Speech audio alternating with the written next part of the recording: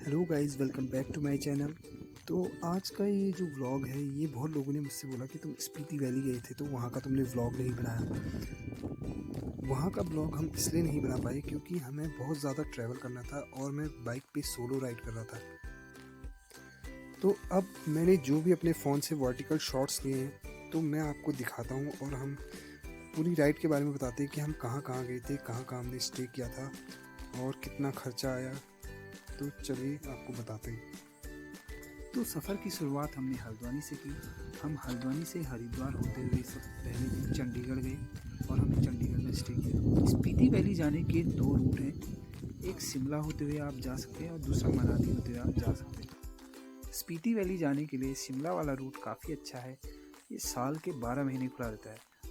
मनाली वाला रूट मई से लेकर अक्टूबर तक खुला रहता है और इसमें आपको काफ़ी ऑफ रोडिंग करने को भी मिलेगी। तो हम गए मनाली में हिडिंबा देवी टेम्पल, तो वहीं से हम ब्लॉग की शुरुआत करते हैं। तो चलिए देखते हैं। हिडिंबा देवी मंदिर मनाली में स्थित है। यह एक प्राचीन गुफा मंदिर है। यह मंदिर चारों तरफ से देवदार के ऊंचे ऊंचे वृक्षों से घिरा हुआ है। यह मंदिर माँ हिडिंबा देवी को समर्पित है, जिनका वर्णन महाभारत में भीम की पत्नी के रूप में है। हिडिंबा देवी मंदिर हम सुबह आरती के टाइम पे ही पहुंच गए थे और उसके बाद यहाँ दर्शन करने के बाद हम आगे अटल टनल होते हुए स्पीति वैली को गए थे।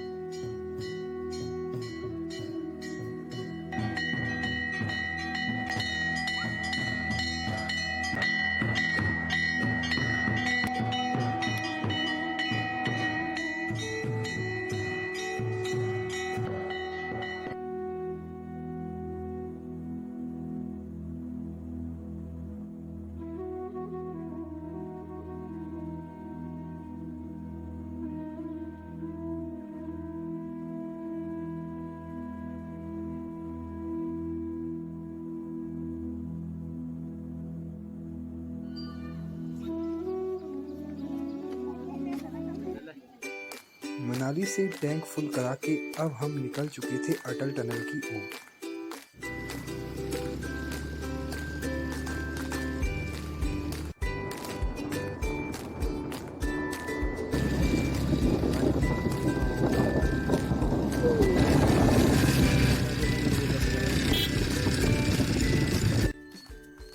तो फाइनली हम पहुंच गए थे अटल टनल। अटल टनल में बाइक चलाने का अलग ही एक्सपीरियंस था और अटल टनल 9 किलोमीटर लंबी एक टनल है, तो हमें इस टनल में बाइक चलाने में काफ़ी मज़ा आया।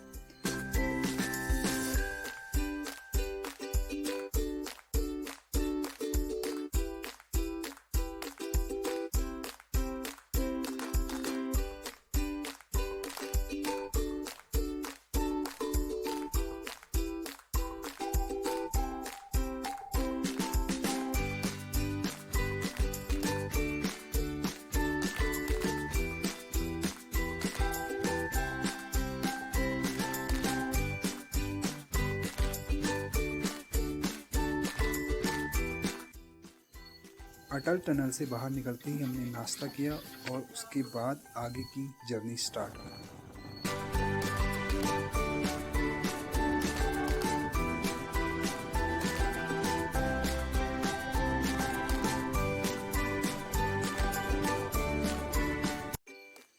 उसके बाद हम निकल गए थे रोहतांग पास के लिए और आगे जाने के बाद हमें कुछ पुलिस वालों ने रोका और हमें पता चला कि रोहतांग पास अभी बंद है। तो फिर हम अपने काजा वाले रूट पे निकल गए थे, जो कि पूरा ऑफ रोडिंग था।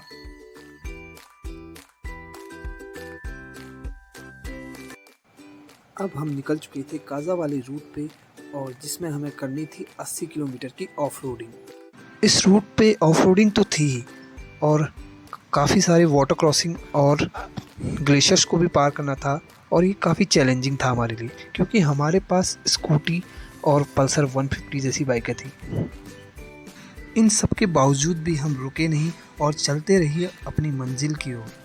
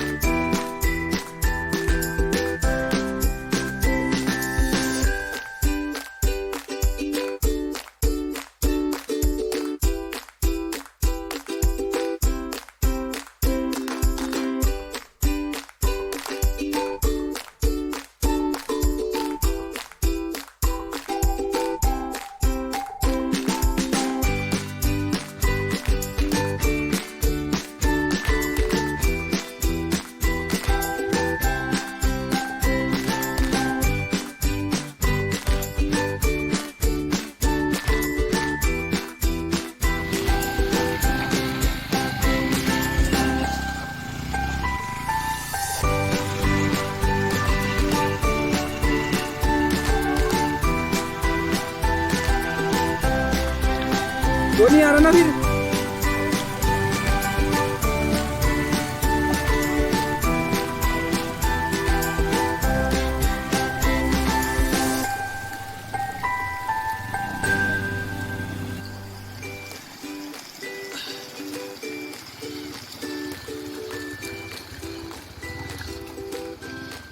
इतना ठंडा पानी है ना।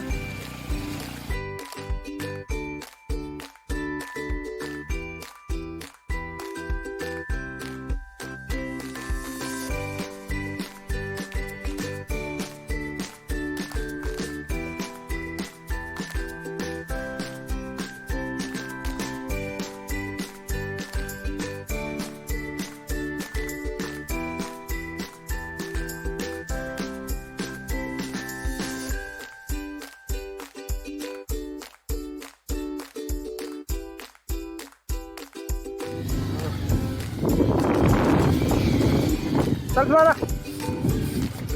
चल चल, रुकना नहीं है।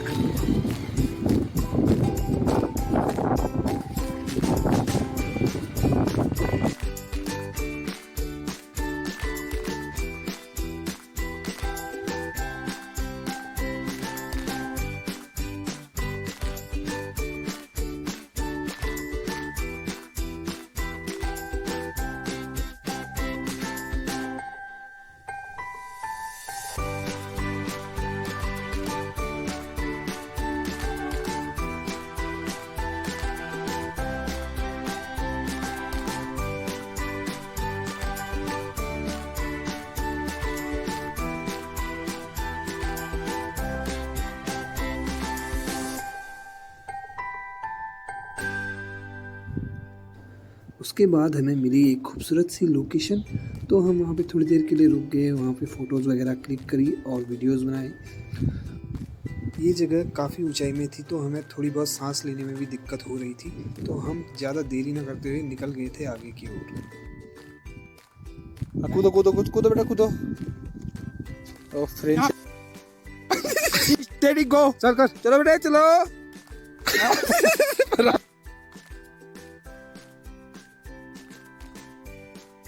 यहाँ का रास्ता काफ़ी कठिन था, पर यहाँ की वादियों की खूबसूरती के आगे सब कुछ फेल था, इसलिए हम आगे बढ़ते गए और बढ़ते गए।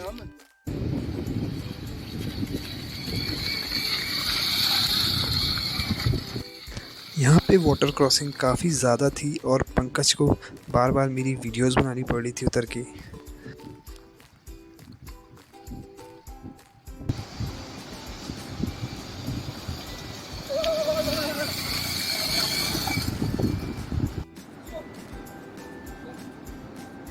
आ रहा, रुक, पी रहा हूँ।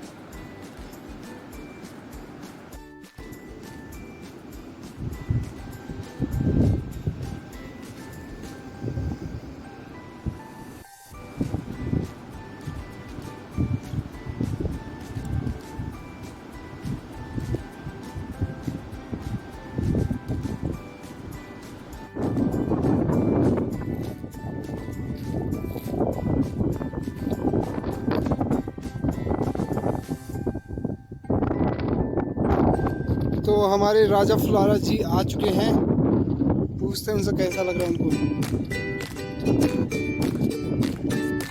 मजा आ गया यार,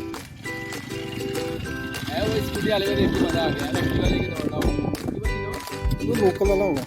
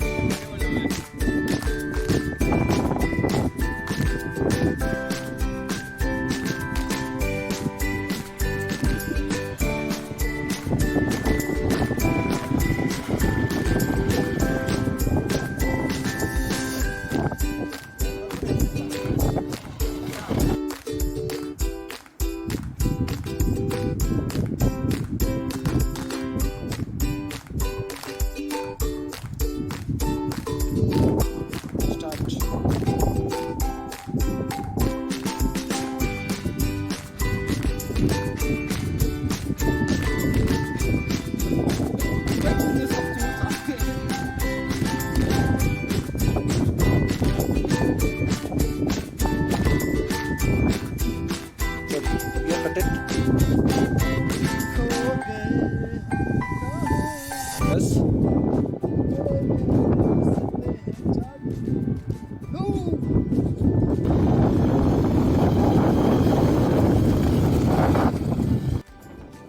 काफ़ी चलने के बाद हम पहुंच चुके थे बाटल, और बाटल में हमने खाना वाना खाया था। बाटल में एक वुडन ब्रिज है और उससे थोड़ा आगे जाके चंद्रताल के लिए रोड कटती है, जो कि हमने मिस कर दी थी, और हम चले गए थे सीधे कुंजुम पास वाली रोड।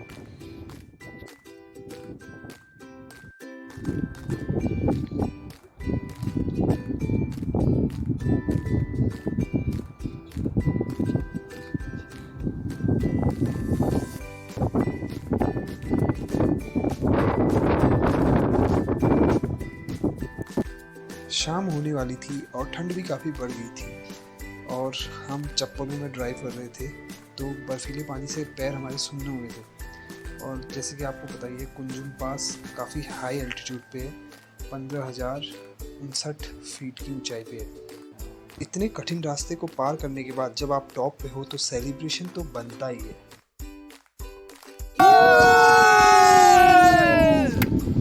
आखिरकार